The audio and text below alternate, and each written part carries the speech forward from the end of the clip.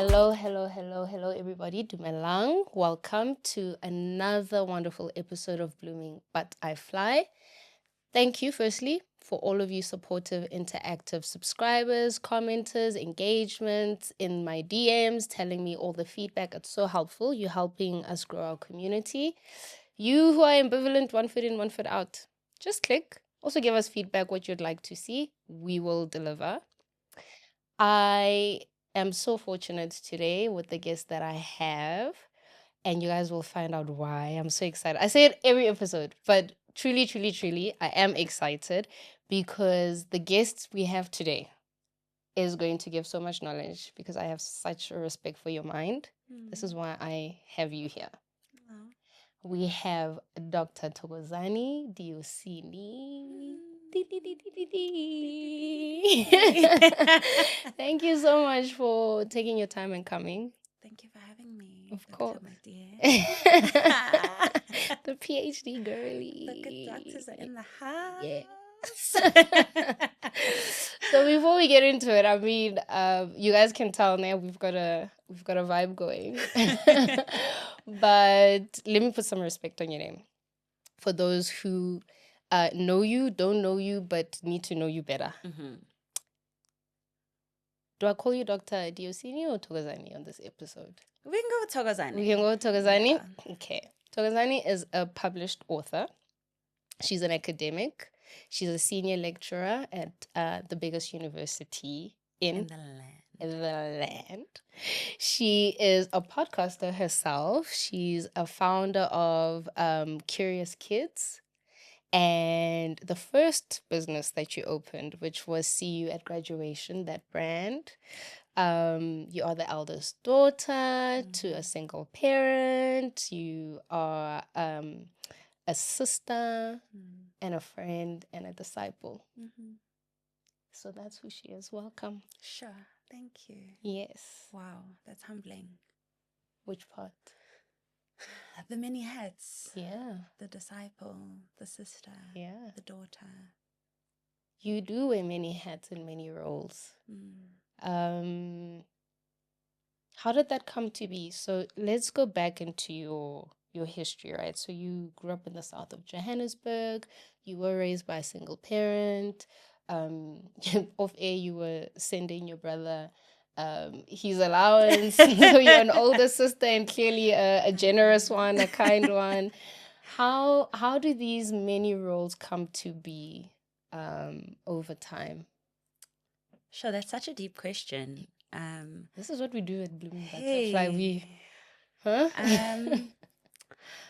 I honestly don't know. I think when you are blooming, you learn that there are many different parts of you that need to be shared. Right. And in that, you develop the many different hats that you have. Okay. So when you're at home, you have parents, you have siblings. They need you.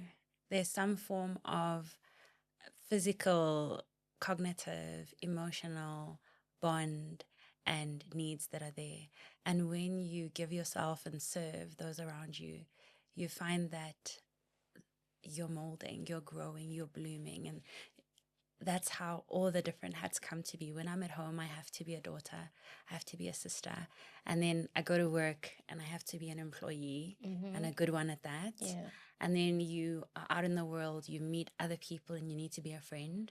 And there are certain types of friends that you become in different spaces according to the needs of the people that you are friends with. And so on and so forth. As you grow and you develop, you meet other people who need other things from you. And I think that's when I keep putting on the different hat. Like, now I need to be a sister. Now I need to be a daughter. Now I need to be an employee. Now I need to be I think I'm always a disciple. That's the one hat that's constant. I never take that hat off. But the other hats, I think, that's how they come to be, just serving and being in spaces with people and giving of myself. I am always a disciple. I mean, with that comes a constant service or servitude or, being of service. And you're an educator, right? And I use that broad term because you educate in so many different ways. Is that how you got into being a teacher and into education? Because you started out as a teacher. Not at all. Serving. I have one of those success stories that sound a bit shaky when you hear them at first. I never knew I wanted to be a teacher. But when I speak to my mom and my grandmother, they knew all along. Oh, wow. You know, when you're growing up and you play tisha. Yeah. I was always the teacher. I always called my peers to come to my house, and I had a little blackboard with chalk. Heaven. And I'd teach. Okay. Always been a disciple, always been a teacher. When I went to university, however, I thought I wanted to go into marketing. My passion was really the arts, being creative, because I thought I was, a creative. But I didn't have... You actually are. That makes sense to me. I am. Because you created so many... Actually. Okay. I'm a creative. Yes. Essentially. Yes. And that's the path I thought I would take. But I didn't end up going that route. And at the last minute, my uncle suggested that I try teaching. And he said, even if you don't like it, do it for a year. It'll give you leverage to get into marketing next year. And I got into teaching and I loved it. I never left. What happened with the marketing? Why did that not... I didn't have enough APS points to get into the marketing degree. Oh my gosh, I'm having such a goosebumps because that's my story.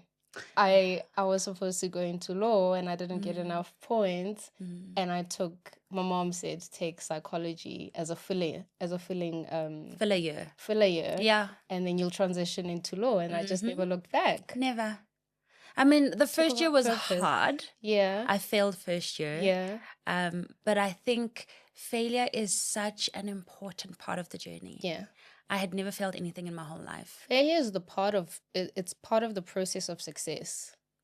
It is a big part. And I think when you've never failed at anything your whole life and you're the golden girl in your family, not to say I'm the smartest but I work incredibly hard. Yes, you do. I might not be an A student or a cum laude student or whatever type of student there is out there, but I work really hard when I apply myself. And that is how I stayed so diligent after I failed first year and I had to bounce back. Okay. It was a very humbling experience. Can you talk me through that? What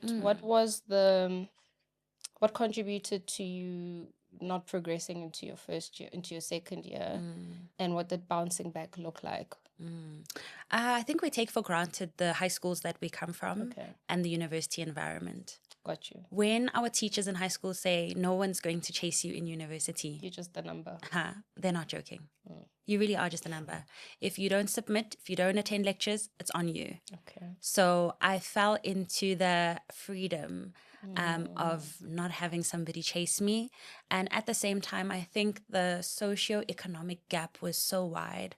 I was coming from a school in the south of, a public school at that, in the south of Joburg. I didn't have a car, didn't have the fancy clothes and everything else. And now I'm exposed to students who have everything. Okay. And you kind of get a warped sense of where you are, forgetting that you don't come from the type of family that's going to have money to catapult you. Got you. Into a space that you need to be. Got and you. Thank God I woke up when I did, which is when I failed first year. The bounce back looked like my mom encouraging me to go and finish what I started. Okay. She said, you're a first generation academic in your family. You're the firstborn daughter. Everybody's looking at you to see how this works out. Ooh, so that's a lot of pressure. It is a lot of pressure, but I needed it. And it was the truth. Okay. I can't bring my family's lineage backwards when I've been called to open the door and move them forward. Thokozane, so are we going to have goosebumps for an hour? Like, what's going on? I need to regulate my physical sensations because I've just got goosebumps. Okay. Oh my God. Okay. You bring up a lot of important things there. So we do sometimes not talk enough about what it feels like to transition from the context we come from to these spaces like university. We fight for us to get there through fees must fall and, all these movements that are there that are important to get us there. But what happens to the child that then gets there? And it's like, what is this world? And I suppose it's this debate also with, I think growing up, there's always been a debate of, do you take your child to private school or do you take your child to public schooling? South Africa and Johannesburg, I'd say, back then, maybe still now, I'm not really clued up, you can tell me, had good quality public school education where it was good enough. I don't know if it's still at that standard now. And there's always this debate of, why is private schooling so expensive? And you find parents who take their kids there, who are fortunate enough to do that, you find that the justification is networking, exposure to a world that exposes you to other things. I think that's part of what you're talking about in your first year socioeconomic, and being distracted by that. Very much so. And the friends. Okay. When I got to varsity, my values were tested. Okay. So now I need to put into practice what I've been taught at home. When you come from a home of good work ethic, being honest, being trustworthy, being punctual, my mom's work ethic is at such a high. For me to live up to that standard, I had to truly die to everything else that I thought was cool. Okay. In order to reach that standard. I had to choose friends wisely. At some point, I found myself, and I don't want to blame friends because it's me. I have to take accountability for my choices. But you get influenced by who's who, where's where, and you kind of get lost in the shuffle until you have to find your center and focus on why you're here and what this means, not just to you, but to everybody who's looking at you, because we're trying to inspire and live up to a lot of different things from a lot of different people, whether we know it or we don't. So that pressure and that realization was what helped me bounce back, that I actually have a family that loves me, that's rooting for me, and I can't afford to disappoint them. And relying on you. You know, when you said earlier, I can't take my lineage back. Oh, that is so deep. We have these jokes in social media about the firstborn daughter. And then we've had conversations throughout, I think, society about what it feels like and means to be first generation university going, with people that look like us, that are Black, and not having a fallback plan, we have the conversations, but actually a lot of us can relate to that.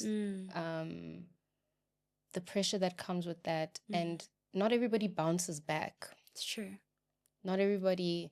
So you didn't get excluded then? I did. In order to come back? Okay. I was academically excluded and I had to appeal for readmission. Okay. And I was also at risk of losing my NSFAS loan. Oh dear. So it's a big thing. You have to write a letter. Yes. Explaining why you failed and why you are wasting state resources and why they should keep a spot for you when you're not applying yourself. That's very sobering when you're typing that out.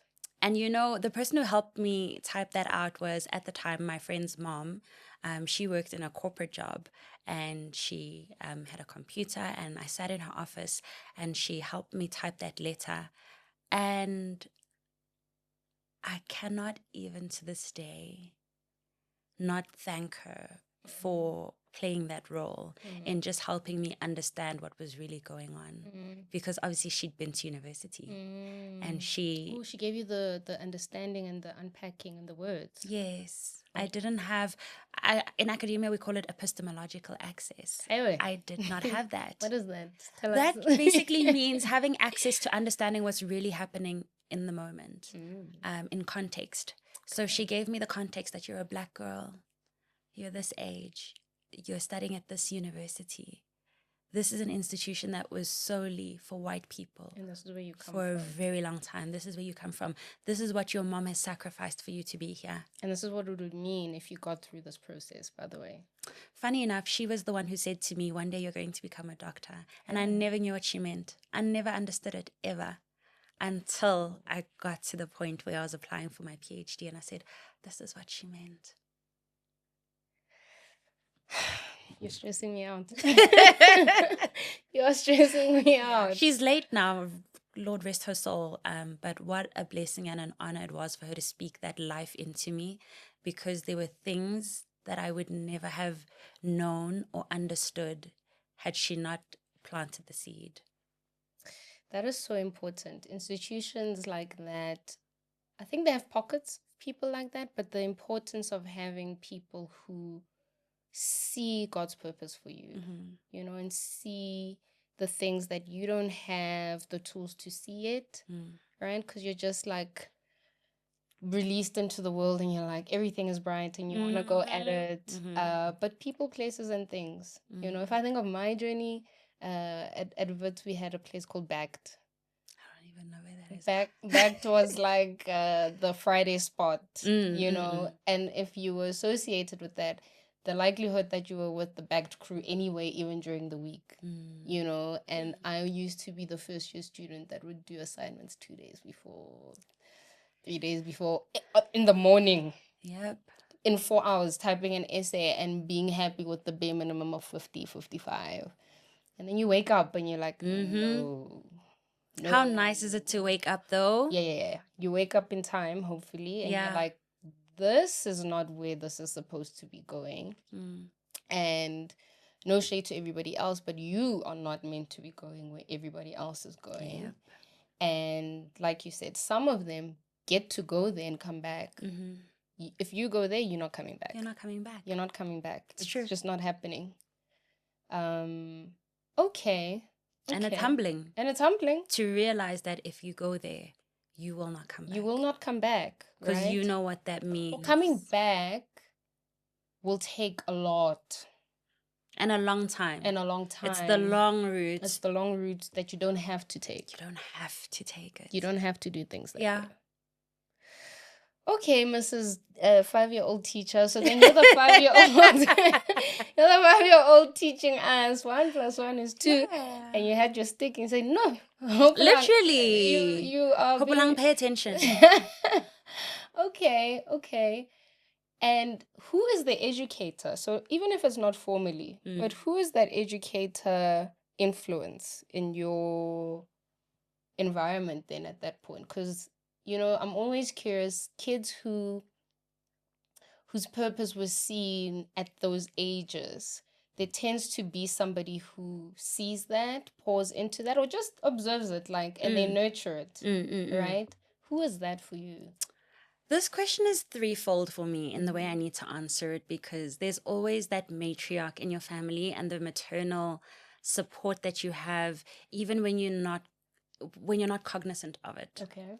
So the first would be my mother. Okay. She just believes in anything I want to do, and any little talent. Yeah. She supports it, she nurtures it, she gives me the room to explore it. Even till today, your mom is a rooter for you. She's been consistent. Yeah. If I have an idea, she will invest in it. Her time, her talent, her energy. She will sit there and create with you. She would sit with me during my varsity and my matric until the wee hours of the morning while I was studying. Yeah. Sometimes I knew she was doing it, sometimes I didn't. Sure. That's the type of support my mom is. She'd be making me tea, making me food, asking me if I need a blanket, you know, a body break, whatever it is. She's always been there. So she's always the first person. And I think in her way that she served me and she raised me, it made me want to do that for others. And that's the type of teacher I am. I watch people, I observe them, and then I try to support them in what I feel they need at the time, just like how she did for me. Sure. You guys are pouring vessels. Okay. That's what we're called to do, unknowingly so. And it's a lot. I'm sure we'll get to that part. It's a lot, but that's what we're called to do. The second person would be, my mom was a domestic worker, and the family she worked for, her boss, who's now become my grandmother, she's the second person. Okay. So when my mom was working, Granny Jill would then be the person to take me to all these places, to do all of these things. At some point, I was a child star in Kidio. She would drive me to Kidio. I played the piano, I did ballet, I did gymnastics. There was nothing, swimming lessons, anything and everything under the sun. She poured her resources, her time, and her talent into me. Do you see the many roles, the thread? So you were already cultivated for many roles, just age appropriate and context appropriate. Just watching. Huh. because it takes a lot to be the kid that's doing many activities. Yes. And then now when I say, but you're an author, you're this, you're a podcaster, it's always been happening. It's always been many roles. Granny Jill would literally sit with me after school and read with me. Before I could read, she would let me speak. Talk to me about the pictures. What do you see? What are the colors? What shapes do you see? And I think that's funny enough. I only found this out in my later years, that she was actually a teacher before she retired. By the time my mom had us, she had already retired. And I guess it was just a joy for her to then raise us, my brother and I. So she was a teacher at a private school in the area where we lived for a very long time. And when she retired, I guess she never stopped teaching, because she taught me a lot. She'd sit with me, help me read. She just developed that culture of loving reading and literacy in me at such a young age. She bought me books. She spent time with me. She took me wherever I needed to go. And it grew over time. And even now, it's still growing. And you now, that person, I think it was last week, I saw you, I was joking with you privately, like a child sneezing on you. But in that video, that's what I was doing. You were reading. You were reading to the two kids. Mm-hmm. So now you're Granny Jill for somebody.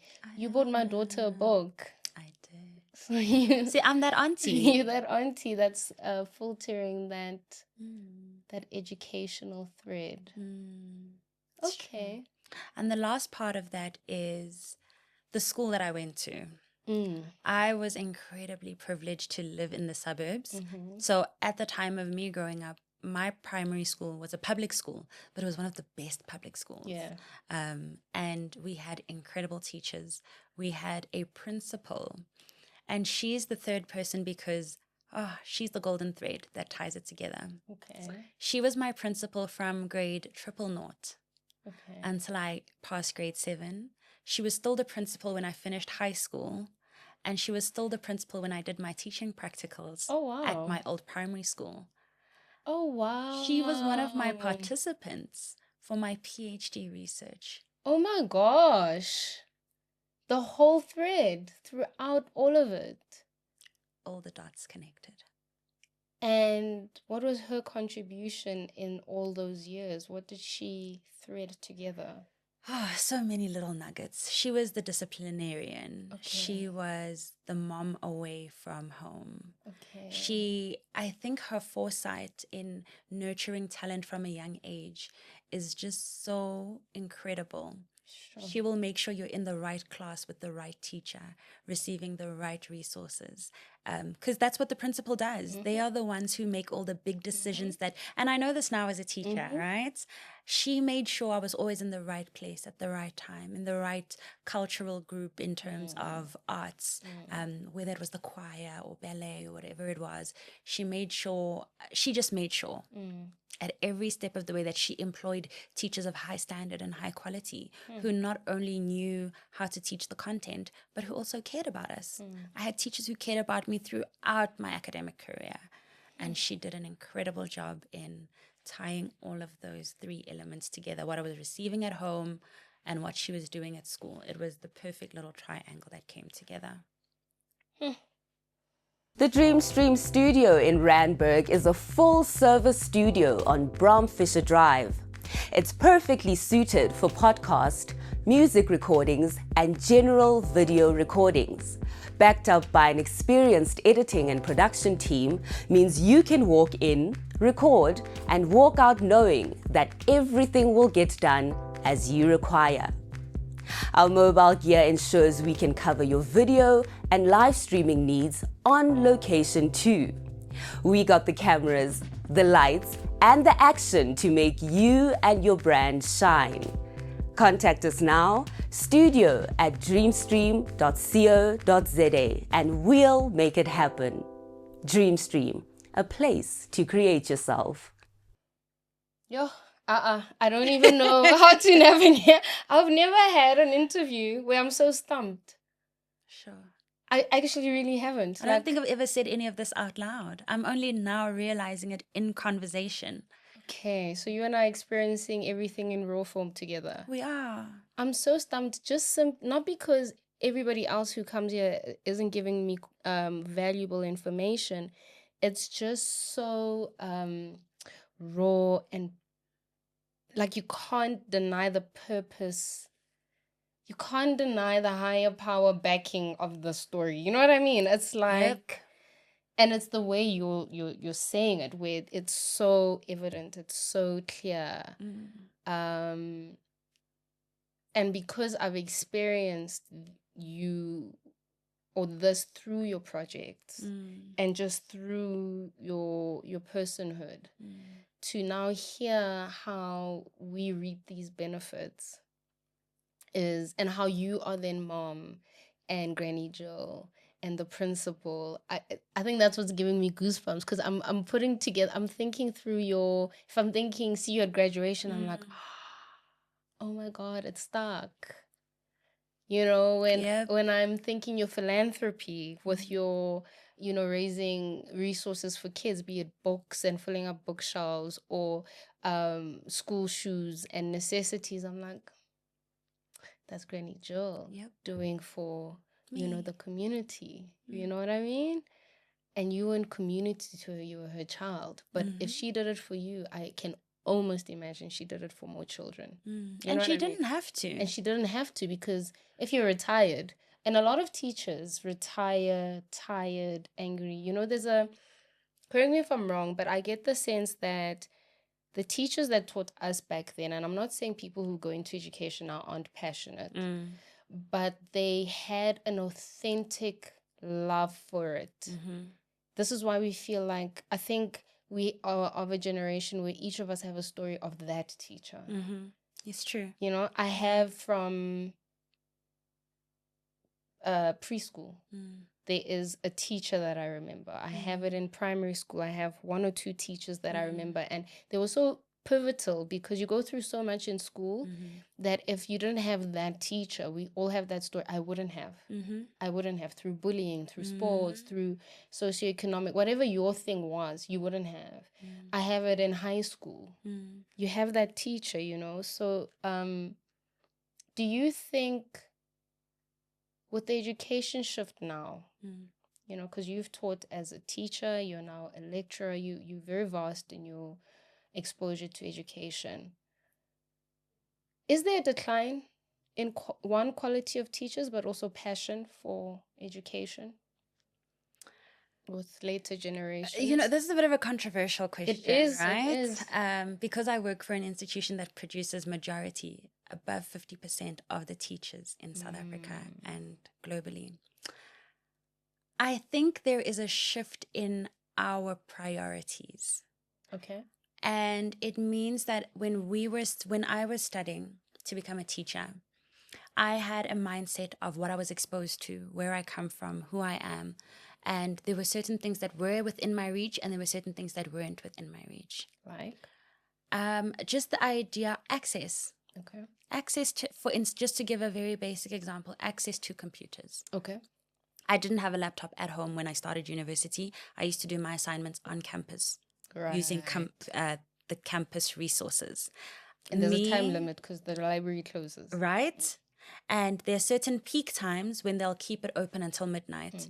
And during load shedding, when load shedding started, we were still in our 4th year. Me and my friends, we had a friend who had a car.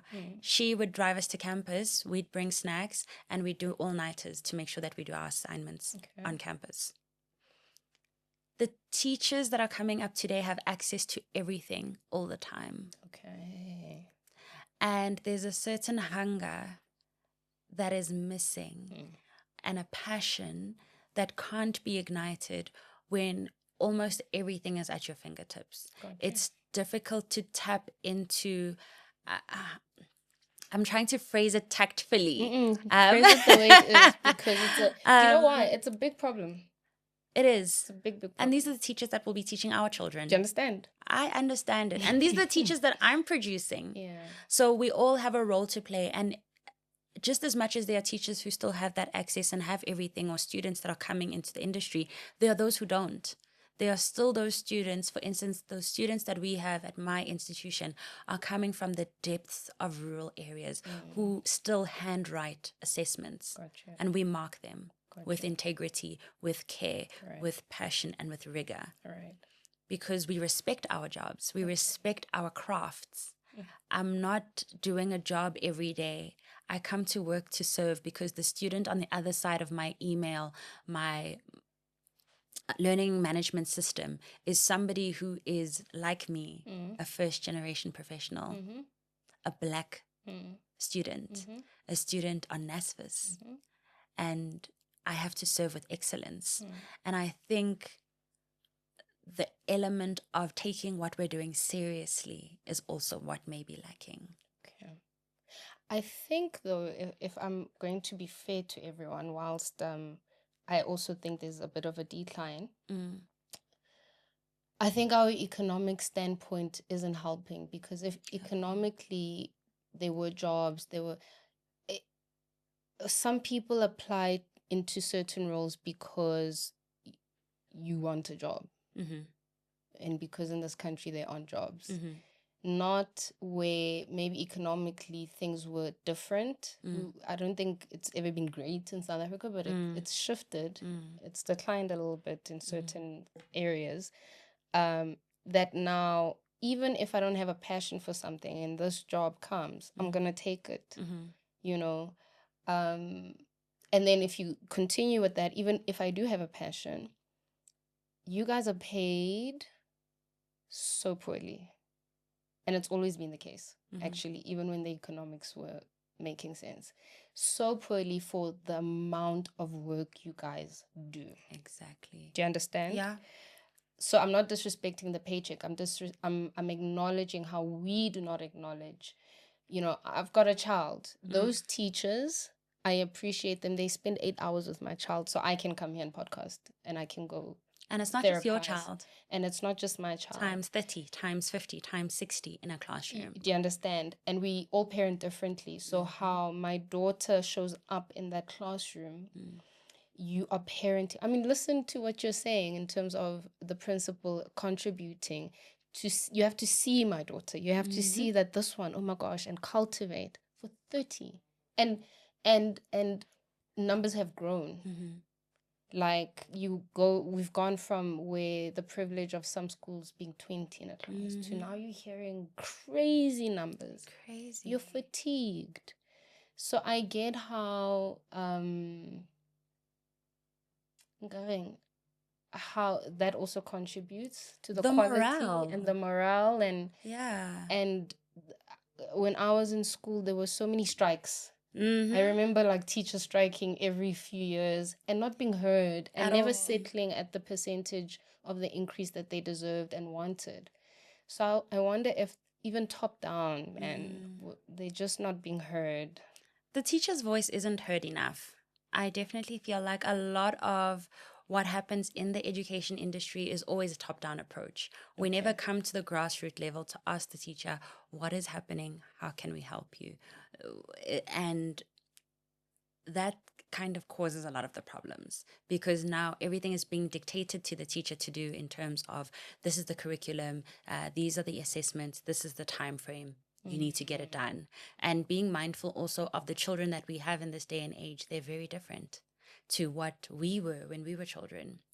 These are the children who have technology, who have AI, who have parents who are both professionals and who are often absent and withdrawn and tired and fighting for their lives in their careers and in the spaces that they're in, but also being mindful of the teacher from when we were still in school. Teachers were somewhat a little bit respected a lot more than what they are today. Yeah, the morale of for instance, just to give an example, coming out of the apartheid regime, teachers, nurses, policemen, revered. They stood for something in society, for sure. It meant something to be a teacher. It was a profession. It was noble. It was honorable. And you put yourself important. together, huh? You put yourself together in front of a teacher or a policeman or a nurse. That uniform.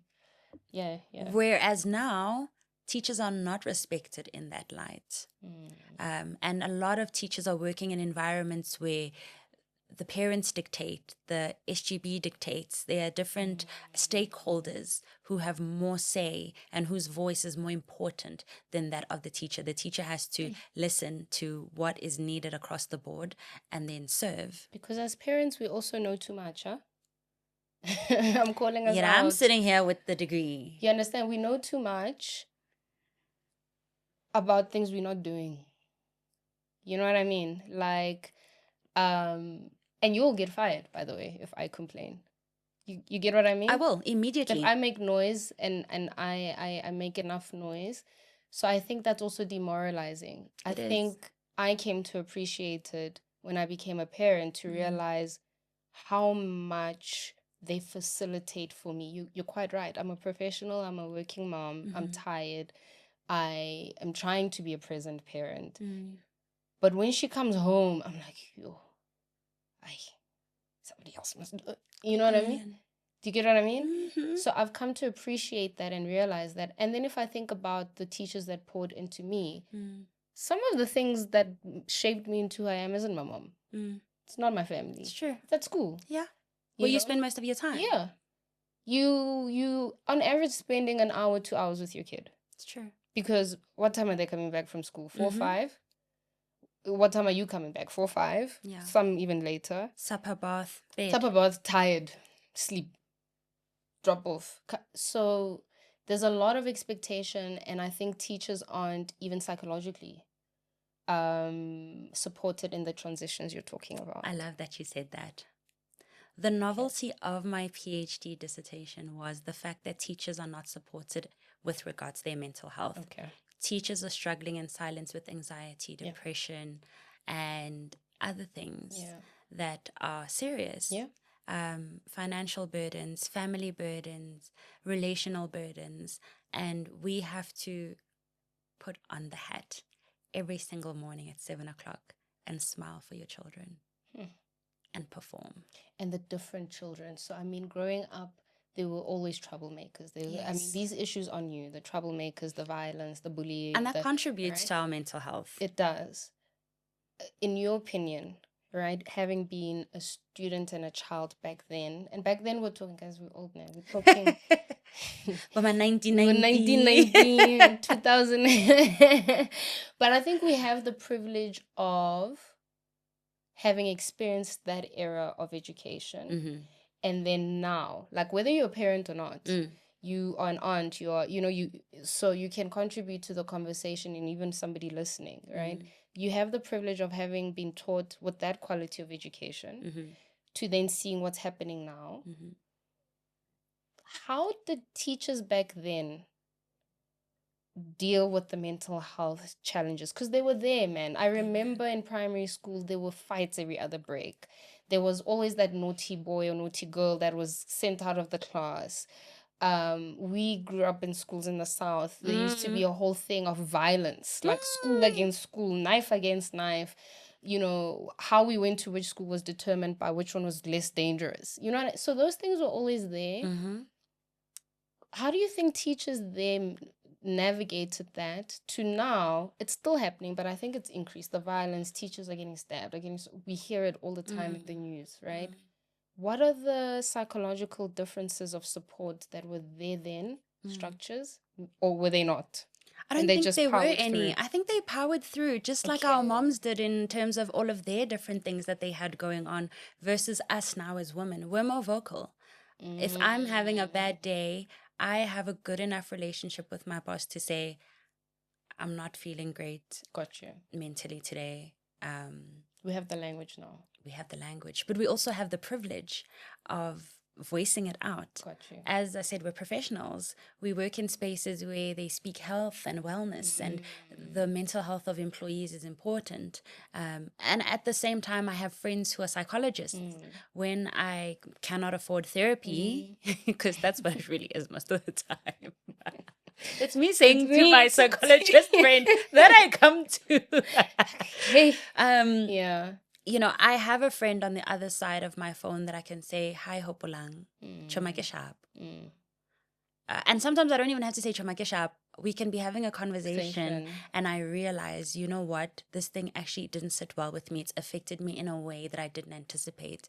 And because we have that type of open conversation with we have community. I think for the most part, maybe teachers and women before us didn't have the type of community that we have now because they had so much on their plate in terms of looking after their children. We have a lot of help. that they didn't have. Yeah. My mom did not have a nanny. Yeah. Do you know what I mean? She did not have a sister who could come and stay. She had none of that. She had to do everything. And even with her mental health and the issues that she was going through, she had to power through to make sure that she gave us the quality of life she felt we deserved. The same for teachers. They have to power through and give other people's children the love, the education that we feel they deserve. So I think now as the youth, because we're still youth. Technically. Still By a small margin. we're still there. Would you say educators and teachers, I mean, to our earlier conversation of passion, morale, discipline, it's a pushback. It's a way of pushing back to say, we're changing the system. If you want that quality of what Sir John gave us back then, you know, and I'm not saying they don't give, they're not giving that, but, or our experiences, you know, of those teachers and principals, things need to shift because we're also human. And I think, is that what it is? That is what it is. It's part of. I think for a long time we didn't see the teacher as a person. Fair. But we see everybody else as a person, but not our teachers. Fair. It's like bumping into your teacher at a mall. You're like, ma'am, you come to Pick n Pay. Right? And she's like, what do you think she buys groceries? Yes, that's true. Actually. Ma'am, you have a husband. Ma'am, you have kids. Yes. You have a family. I remember that with one of my teachers, actually. I went for a doctor's appointment somewhere. And she was coming for a doctor's appointment. I was like, oh, you go to the doctor. Yep. And she was like, I must have been in primary school. Was like, imagine that. Imagine that. Actually, now that you're saying it, yeah. But now, in the age of social media, you're able to see the teacher for who she is holistically, he or she. Yeah. You get to see the parts of them when they're with their families. You get to see the parts of them when they're doing other cultural activities that have nothing to do with school. And I think that's somewhat helping people understand that outside of what we do for a living, after school is after school. I travel, I have interests, I have a podcast, even outside of my job. Sometimes I think something interesting happened to me recently. On my WhatsApp, I had blocked all of my colleagues. I woke up one day and they were all unblocked. I was at a wedding and I was posting wedding content. And when I checked my viewing... Who did that to you? Girl.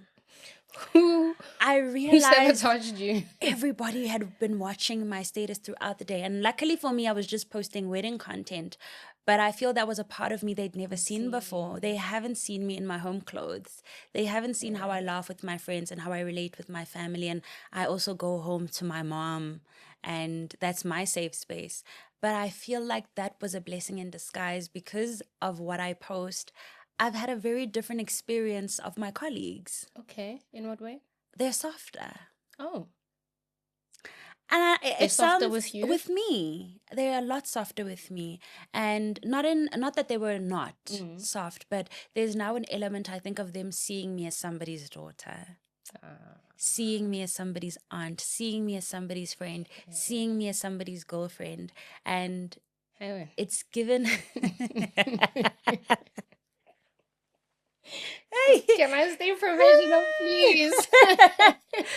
It's brought in that sense of ubuntu that was needed. And I think that's what the social media and digital age has done for teachers. I think in all professions. I think in all professions, there's something humanizing about social media done the right way. Done the right way. Getting access to the human behind the... I mean, I had a guest here who spoke about... What did he say? It was Mzwake. He said, rugby coaching is what I do. It's not who I am. There we go. And in that episode, I was speaking to him about his dad. And he said, do you notice how you spoke about my dad, what he does first and not who he is? And I think you're quite right. Back then, it used to be what... And if you think about how it's still prevalent today, how we introduce ourselves. Hey, who are you? What do you do? I'm a clinical psychologist. Yeah. You know what I mean? I'm Dr. Dyosini. I'm a senior lecturer. I'm a mom. I'm a mom. I'm a girlfriend. You never hear somebody saying, who are you? A person. What do you do? I live. We want to know what you do for a living. Yeah. What are your qualifications? We often want to quantify and measure how much respect to give people. And that's the main reason we ask what they do. I see it in my profession. I hate actually telling people what I do in social settings. It shifts people. Yep. One, they think I'm psychologizing them, and I'm like, you couldn't pay me. It's so much energy. I'm here to just dance. Just be. Right? But on the other side of it, I see how people look at me differently after. There's a level of respect I get. And I see it when I had masters and when I had a PhD. The shift. Yeah. There was respect. The levels of respect between degree, honors, masters, PhD is so different. And it's not baffling to me, but I think it's like crazy that we're still there. Right? I still had a master's a few months ago before graduation. But when I tell you that now, that little DR, you see the energy, you see the face. And I'm like, man, as a society, we still have such a long way to go, because I was always deserving of that energy. I was always deserving of that glow in your eyes and the sparkle. Ma'am, sir, give me the respect just as a human being. Yeah. Right? Because actually that DR was always there. I was always that intelligent or knowing in my field.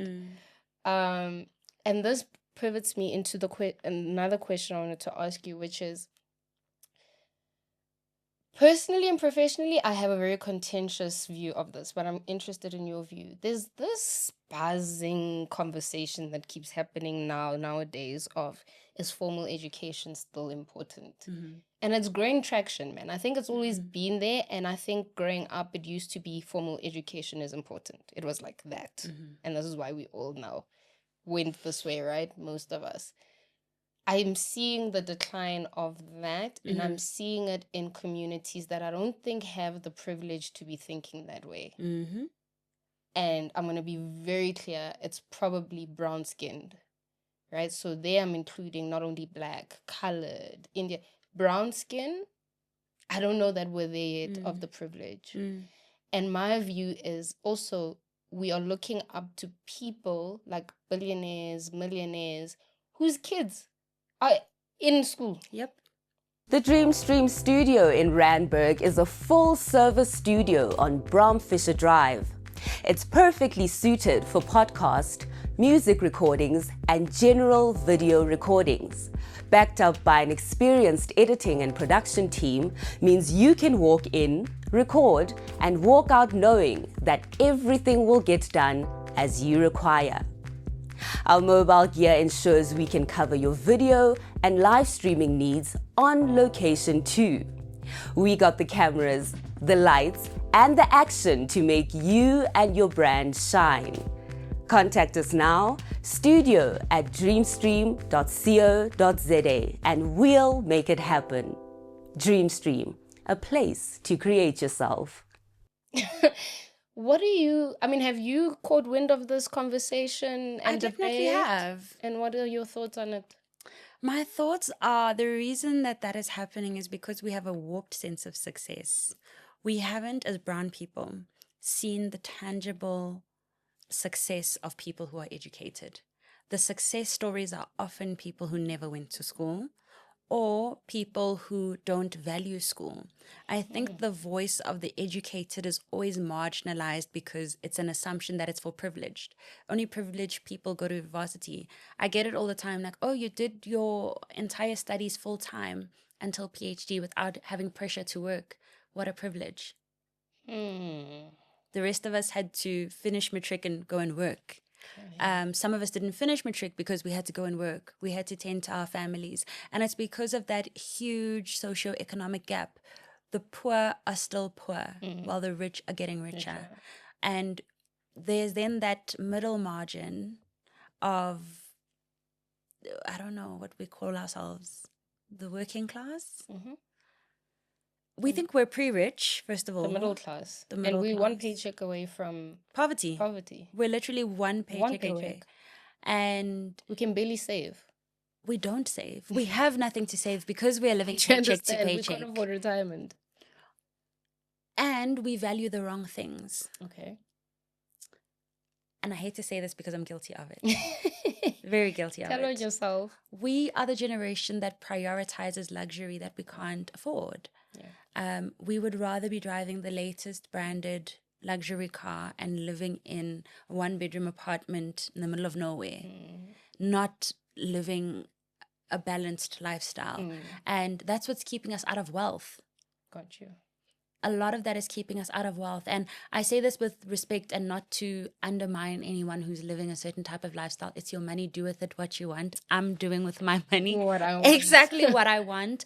But it's because I guess we have different understandings of the value of education. Okay. A lot of people have not seen a success story like ours. Black girls went to school, got jobs. Not just any jobs. We're in high-paying jobs, in positions where we're most likely always the youngest in our departments or in our companies. We're working with people who are in their 50s and 60s who have a wealth of experience and expertise, and we are novices. We are coming in with not nothing, but we're coming in with very little and a lot to learn. We're sponges, which is obviously a privilege because imagine me working in a space full of Black professors. Never been exposed to this at the university that I went to because it was predominantly white. None of them were professors. I now work in a space full of female, male, Black, colored, Indian professors. And the role that they play in making me understand the importance of education is something that I can give to children through giving them books.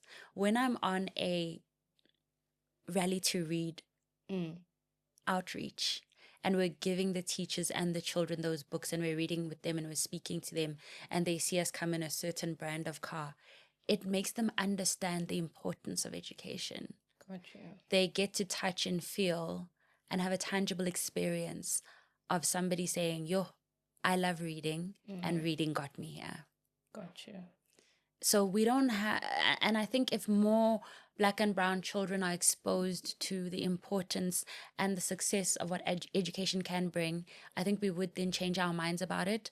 But it's so hard to do when you've got so many Black and brown children sitting at home with degrees, masters, PhD, bachelor, honors, because of the economic status of our country. You can get all the qualifications and you might not be in a place where you can get a job that pays you what you want. As you said earlier, people are now in jobs because they need money. Yeah. Yeah. You can't afford not to work. So it doesn't matter what you do. It matters that you can provide for your family and have an honest job and make an honest living without having to steal, do crime, and do corruption. And I think it's also harder. You know what? Internet and social media has given us access to seeing beyond South Africa, so see globally. It's harder to see when people do succeed and they succeed big with bypassing education. Like we in an influencer space, we're in a creator space, we in an entrepreneurial era, you know, and when those things are done right, they boom. The tender era. That we're in the tender era, you know, and I think what that has contributed negatively is then a lot of us think we're the exception to the rule, and I think that's a very dangerous place to tread. But I also am saying that privileged, right? Because I'm educated and I got that. I don't know what it feels like to not be able to access those things. And then hear somebody like me saying, go to school to be successful. Like the demoralization of not attaining certain things, not because you don't want to, but you can't. And we are so privileged. There's layers to privilege. We can compete on a global stage. Say more. We have the type of qualification that is recognized as the highest level of intellectual property across the globe. You can apply for a job in America, in Europe, in anywhere, and you would be the best candidate. You would interview exceptionally well. because of all the skills that you've learned and because of the background that you come from and your hunger and your passion, and you know what it's like to be one paycheck away from poverty. Yeah. So if I'm hearing you clearly, go to school if you can, right? In this day and age, doesn't matter. You still need to go to school. You know why? The goalpost keeps shifting. Now, for even a minimum wage job. I'm so stressed by this goalpost that, like, Keep just as you shifting. get there and you're like, what? No ways. Matric certificate? To you do know, what? in order to lecture, right, where I used to lecture, it was okay. And all universities, I think, are shifting to this. You could do it with just a master's. Mm-hmm. And just as I got into it at the time, they had started branching out into you need a PhD. So over and above me always wanting one, I then fast-tracked my reason to applying. And that was just basic entry-level lecturing. Yes. Do you understand? I understand. I understand. You there now. I left you guys. It's sobering. I couldn't. Because even after you get the title, you don't get the job. You don't get the job. You don't get the job. You get what I mean? I don't know who thinks that you're going to get the qualification and you're going to get the job. You don't get the job. You know? And... and it's across industries and fields. Yes. The goalpost keeps shifting. Maybe that is why people are... this conversation is taking traction of, man, what is this thing? But I also hear, like, I think the quality of education globally it can be so constricting. I think we're not always exposed to the best ways of educating. I mean, you're one of the educators I know, and I have another friend who's also an educator. And I've always been so fascinated by your levels of creativity and thinking out the box. Like, not everybody's academic, man. I wasn't an academic student, by the way, which is crazy considering how academic my trajectory became. Yeah, same. I wasn't. I wasn't a straight A student, but I was the student that would work 10 hours for something that needed 2 hours, right? Because I knew I wasn't the smartest. Right? Put in the time. I put in the time. I don't think I was always surrounded by teachers who understood that. You know what I mean? And to cultivate then the potential that child has. And then you have diagnoses like ADHD and anxiety and depression. It doesn't mean that I am not able and capable. I just need a teacher who's actually creative, has foresight, insight, teaches in different ways, versus I think sometimes schooling can do this. It can make us dumber, actually. Because it's like this meme that I keep seeing of the tree and then a lineup of all the different animals, the snake, the monkey, the tiger, the dog, the cat, the mouse, the butterfly, and you're all expected to climb the tree for 10 marks. You understand? Your level of understanding has to be differentiated according to your learning style. But it's so hard to do that in a class of 50 to 60 learners. It's so hard to do that in a class of 20 to 30 students when you have 30 different personality types. And you have also cultural capital that comes into play. Children coming to school with trauma. Children who are malnutrition. There are so many other layers. And the teacher cannot carry the load of all of those things at the same time for everyone. It's hard. Are you for private school or public school? Personally, I've never been to a private school, so But you've taught it. I have, and from my experience of teaching in a private school, I would not send my child to a private school. Tell me more before I make that mistake. I would 100% invest my resources in giving my child the cultural adventures and experiences that they deserve, as opposed to paying over 200,000 Rand for school fees every year, but your child's never been overseas.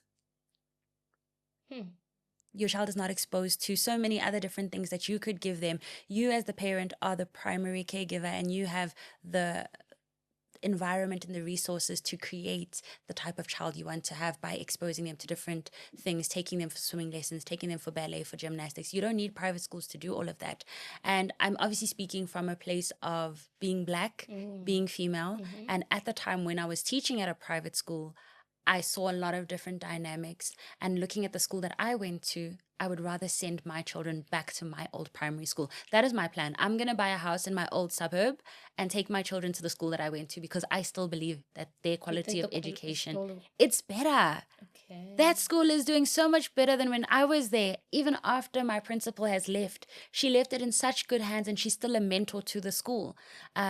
They've got so many great facilities now. They're still hiring the cream of the crop teachers from, around all universities. They still have an amazing work ethic and teaching methodologies. And I honestly would so much rather pay a fraction of the school fees that private schools have. And at the end of every term, my child is in Europe, my child is in Asia, my child is wherever they want to be in the world, exploring, learning, growing, and getting a real sense of what it is to be out there in the world, so that they too can have like a global mindset. I think a lot of our children who go to private schools under the guise of networking, let's be honest, as a Black parent, who are you networking with? Ooh. Do they want to network with you? Are we ready to hear that answer? Are they truly inviting you to play dates that matter, to network? I don't know. Are you always the token Black child who's invited because you're part of the class and they don't want to exclude you? Transformation isn't where we think it is yet. And do you actually get the access that we think we're getting by going to those schools? Maybe my next guest needs to be a private school kid and a public school kid who tells me the truth. I know children who went to private schools who aren't doing as well as me. Yeah. Yep. Lots of self-disclosure here, but I went to 3 high schools, all public, but all different levels of Public status in public, right? At the time. And that was probably my mom's reason for the move each time. You know which one is still contributing the most to who I am and my level of success till today? The first one. The first one. The lowest level in terms of status. And why is that? And I used to say this without understanding in my early 20s, thinking that it's because I grew up in that area. But actually, it was the most holistic exposure to life, right? In that school, I was exposed to rich kids, middle class, and below poverty line. I don't want to say poor, below poverty line. I was exposed to a balance of excellence in sports and culture. I was exposed to a variety of racial representation in terms of teachers. I was exposed to enough dangerous situations that gave me grit and enough protection to limit the danger. We were bullied. Right, but we didn't die. But people are bullied in private schooling anyway. And they die. Anyway, I don't think you can surpass certain things with a schooling experience and a human experience. And even my primary school was that school as well. So I had 8 years infiltrated in me of that experience. So by the time I moved to the what do you call it? Higher status? How would you call it with respect, without disrespecting? Yeah. Yeah, the former Model C. I think not my character was solid, but I think there was enough foundation, because actually I became so irritable, and I didn't have words for it. I became so irritable in those schools because I couldn't, not that I couldn't relate, but they felt so subpar. It feels so ungrateful. I used to feel so ungrateful saying this. But because there was just a limitation of the reality of life in the world we live in. Now in hindsight, man, but, okay, and this is why I'm torn between private schooling, public schooling, but I'm hearing what you're saying. The last school I went to opened doors. Because the name matters. And I see it even in the university I went to, it matters. Because we also live in that world, to be quite honest. It's true. If I speak of my first high school, the reception I get when I tell the story and I mention names, no ways. it's like there's a disjuncture. There's no way you can be this person who went to that school. But also there's a lack of respect for it. Yes. So then they hear me different. It's true. I used to experiment with it where they'd say, because I used to also get tired naming all my schools when I meet people in social settings. So I got to a point where I'd name one, right? And there was an area in my life where I'd named the first one. I went to the school. And the levels of conversation, and this is now in networking, the levels of entry I got because they didn't see the value of that school was so fickle and disrespectful, but it was the reality of the world I lived in. When I switched and I was like, okay, I'm also going to play this life game. I went to this school, actually. Man, I got different access. Even professionally now, when when people as professionals were talking which high school, because it matters, you see it. Yeah, they won't say it, but you see it and you feel it. And it's like, but if you ask me my personal contribution and the person you're respecting as Dr. Matia right now, I promise you Sir John contributed way more. Yeah. You know? But then we live in a country where I'm so scared to send my child to those environments because where things have declined in those schools, it's also so pivotal and significant. You get what I mean? Yeah. Those private schools have seen a huge decline in scholarship because a lot of parents just can't afford to send their children there anymore. The economy has changed so much and they are incredibly expensive. And that's just one part of it. It's just the fees. You still... that's happening. The economic exclusion, financial exclusion is definitely a real thing. And to a certain extent, it may be intentional. Yeah, because they have to keep certain things to certain people, which is also difficult to navigate. That would you want to throw your daughter into a space like that, knowing what you know now as a professional, as an adult, and the things you have seen and heard and the conversations you've had? I feel like there's still a lot of really good government schools that are public and state run, that are of high quality, that are still producing incredibly talented, intellectual, intelligent, culturally diverse, sport enthusiastic, all-rounded children who go and compete on national stages all over the world. So it really also plays a huge part what you do at home. As I'm saying, you've got a lot of options. You have the opportunity to give your children the life you feel they deserve. If you want to throw all of your life savings into taking them to private schools, but they never see anything else, what's the point? What about the parent who says, I can afford to take them there and give them life experiences? Then that's amazing. Okay. If you find a good school that speaks to your values and the expectations that you have for your child and their career and their future moving forward, and it's going to set them up for the type of life you want them to have, if you truly feel that that's the type of school that would give you access and networking and catapult them into a new dimension, 100% do it. If you find a school that can do that. And be mindful that not every school that is expensive is good, and not every school that is inexpensive is bad. And also be mindful to ask important questions. Why are there no Black teachers here teaching academic subjects except for isiZulu? That's a whole other situation. That's a red flag for me. The only Black and brown people are the ground staff and the admin staff. It's a red flag for me. Because what are you going to filter down to our kids, right? What are your children being exposed to? Even children of other races that are in the majority at those schools. It's important for them to also see Black people in positions of authority. I think the private school, the best thing that it did was give those children exposure to a teacher who is Black, who is young, who is female, who has qualifications. And who knows what they're doing. Who knows what they're doing. Well, I mean, personally, I think I err towards the experience and life or upbringing I had. And I think even with the privilege of being able to work hard enough maybe to choose one day between the two, I think her dad and I always go somewhere in the middle.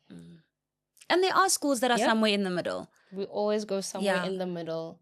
I've always grown up thinking when I have a child one day, I want them to be exposed to all the facets of life experience. It's important. I do not want a child who has everything and go out in the world and think that's the way of life, like you're saying. And I do not want a child who doesn't know how to navigate themselves in every part of the world. Because you can take me to the rural area, even if it's my favorite place to go. You thrive. And I thrive. Because you've got courage. You're brave. You're smart. You're outspoken. You can but I stand can up for relate. yourself. You've got empathy. I've got empathy. It's my family. It's my friends. It's my sourcing. It's my rooting. You can take me to the boardroom and I will absolutely... You're brave.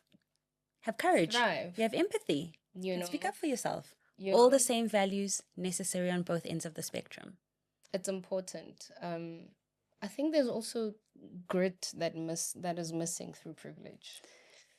Yeah.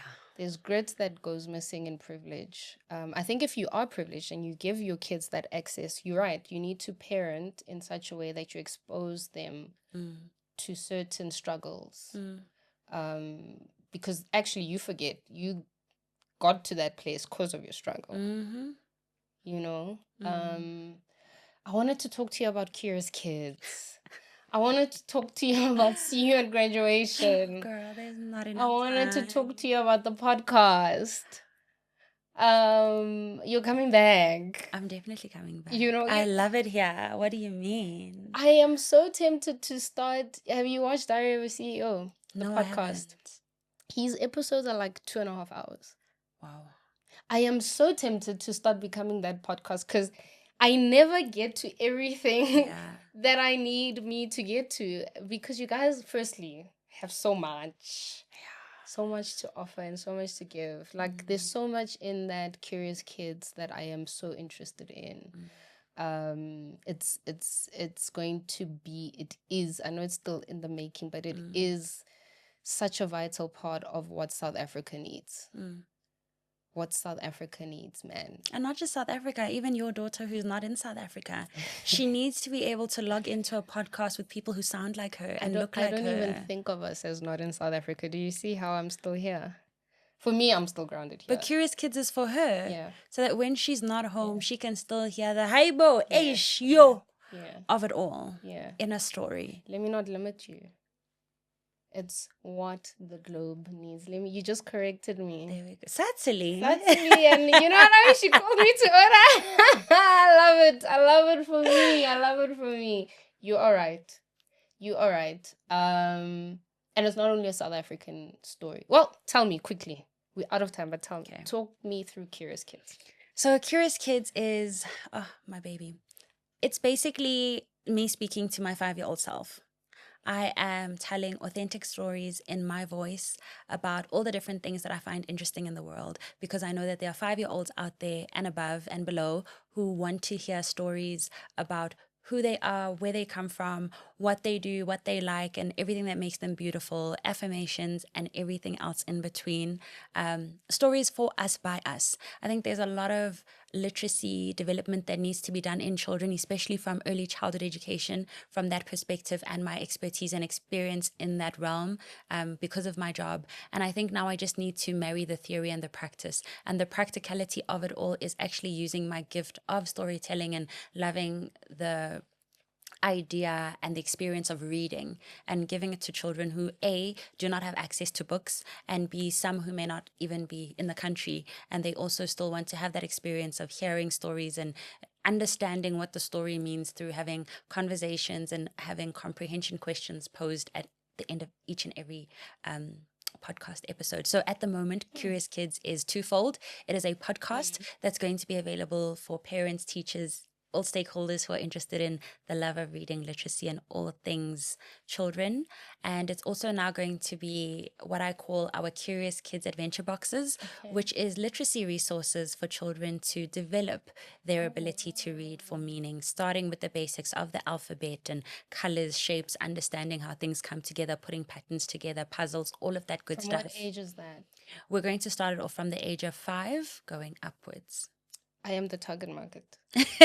When is it coming out? When am I putting in my pre-order? Girl, I need to put in the work. I'm hoping to launch it by the end of January, God willing. I'm doing so much work behind the scenes to make sure that I develop a good e-commerce site so that I can really serve and put all the products out there in a way that is beautiful and meaningful, and that it will actually help our community have access to literacy. This is launching. It's being recorded in 2024. So by the time this episode launches, I'll be live. You'll be live. And I would have bought, and she would have just started school. It's a perfect time. What a supportive structure for us as parents. You also need the support. I think parents have a lot We of don't know. work, and you can't read all the bedtime stories. And I don't know how to teach. So we currently, I am but just a mom. Mm-hmm. You know what I mean? Mm. I know motherhood and psychology, right? I don't know. I'm not a teacher.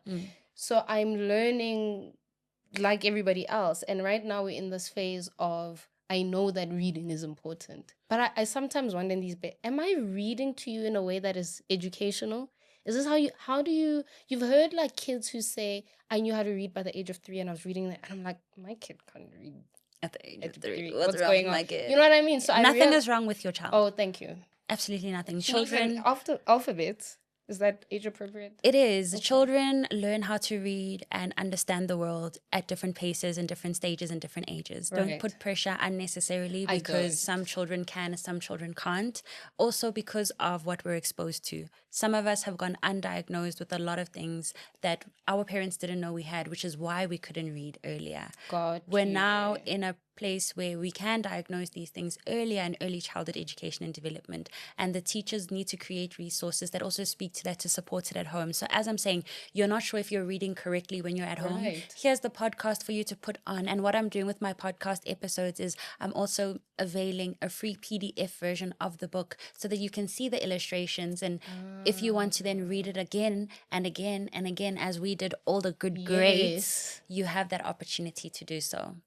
You can listen in the car on your way to school for carpool. You can listen on a road trip when you're driving. You can listen on your way back from school. You can listen just before bed, during bath time. Anytime is tea time, because we need to cultivate that culture of literacy and loving reading and books. And it's declined in our country, yeah? It has declined so badly. I love that. You've got a customer. You don't even have to. And if you ever need a participant for research between adult and child, we are here, right? I think a lot of us as parents are struggling, man. We don't know what we're doing. You know, we don't. Yeah. Like if you're an accountant, you know numbers. It's true. But you're not a teacher, and we're making mistakes. I think my fear is to make mistakes where I think I'm teaching. I think I'm cultivating your reading culture and whatever, but I'm not, because I don't know. So that's where you come in. Yeah, and I'm here. Don't worry. We're out of time. We've been out of time. We've been out of time. You'll come back. Can we do our last tradition here at home? Okay. Will you close your eyes? You know this one.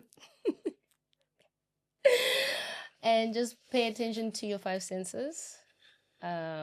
Your hands, what they feel like, the images in your mind. What are you smelling? What are you tasting on your tongue? Maybe your last meal.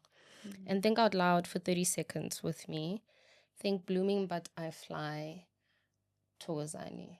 What is next for you?